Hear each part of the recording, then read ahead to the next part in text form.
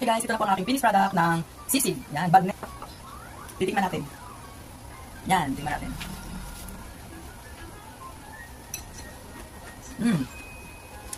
Narinig yung lutong?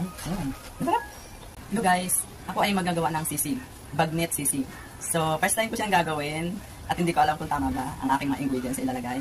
Yes, sili, kalamansi, at saka may... Hindi ko alam kung nilalagay ng kalamansi, no guys, kasi kumakain naman tayo ng sisig, pero hindi ko alam kung ano nilalagay doon. So, first time kong gagawa. Yan. Dahil meron pong binigay na bagnet, ang aking anak, galing ng vegan. So, ito guys, sinapchap ko na siya. Sinapchap ko na siya ng ganyan. So, titiplang ko lang siya. Actually, niluto ko na siya kanina. Try it! Masarap ba? Kung tama ba yung aking sisig, bagnet.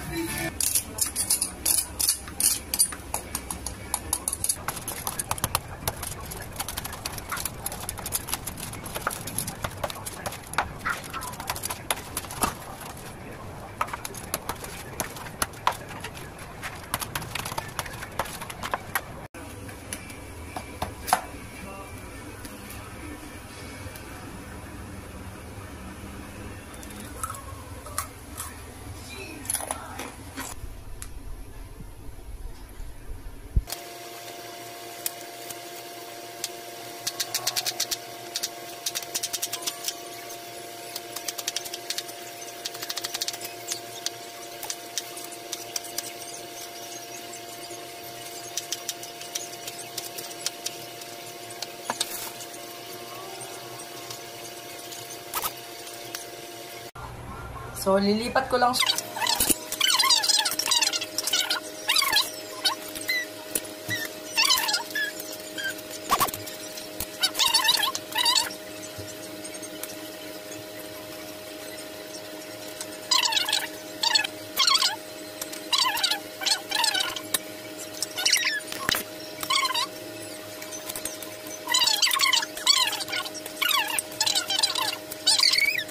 Guys, loko. Mukha na siya sisig. Tikman ko guys kung sakto na ba.